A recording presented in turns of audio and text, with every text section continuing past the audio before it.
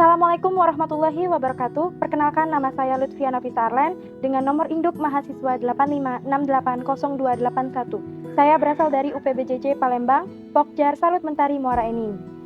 Pada hari ini, Sabtu 15 November 2025, saya akan melakukan tugas mata kuliah PDGK 4107 Praktikum IPA di SD pada modul 4 tentang mekanika, yaitu kegiatan praktikum 1 gaya dengan judul praktikum gaya listrik statis, gaya pegas, dan gaya magnet. Selamat menyaksikan. Gaya adalah besaran yang mempunyai besar dan arah yang bisa menyebabkan benda diam menjadi bergerak atau benda bergerak menjadi benda diam.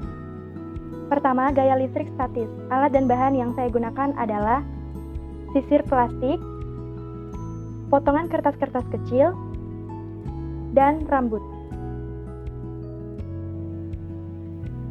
Pertama, sisirlah rambut dengan beberapa saat. Tujuannya untuk memindahkan muatan listrik sehingga sisir plastik menjadi bermuatan.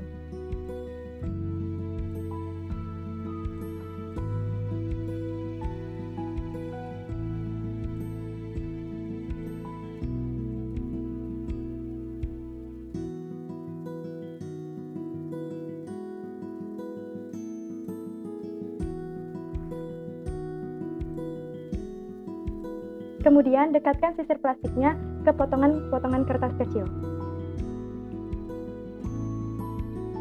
Lihat, yang terjadi adalah potongan kertas-kertas kecil ini tertarik.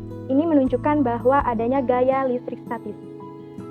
Gaya ini terjadi karena adanya gesekan antara sisir dan rambut yang membuat sisir bermuatan sehingga mampu menarik benda ringan lainnya. Yang kedua, gaya pegas. Alat dan bahan yang saya gunakan adalah statif, karet gelang, dan beban 20 gram. Langkah percobaan pertama adalah gantungkan satu ujung gelang karet pada statif, kemudian gantungkan beban 20 gram pada ujung gelang karet satunya.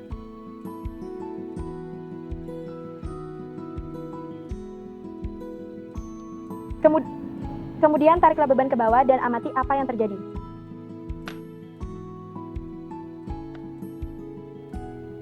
Setelah diamati, ternyata gelang karet akan merenggang jika ditarik dan akan kembali ke posisi semula jika dilepaskan, membuat beban bergerak naik dan turun sejenak. Beban kembali ke atas karena adanya gaya pegas. Gaya ini adalah kemampuan suatu benda elastis seperti karet atau pegas kembali semula setelah diberikan tarikan atau tekanan. Ketiga, gaya magnetik. Alat dan bahan yang saya gunakan adalah magnet, aluminium, kertas, seng, plastik, benang jahit, dan jarum jahit. Langkah percobaan, dekatkan magnetik pada benda-benda yang sudah disiapkan secara perlahan dan amati apakah benda tersebut tertarik atau tidak. Lalu catat hasil pengamatannya pada lembar pengamatan. Yang kedua, kita coba pada kertas, tidak tertarik juga. Dan yang ketiga, pada seng. Ternyata seng tertarik pada magnet. Selanjutnya kita coba pada plastik. Ternyata plastik tidak tertarik. Selanjutnya pada benang jahit. Sama, tidak tertarik juga. Dan yang terakhir ada jarum jahit.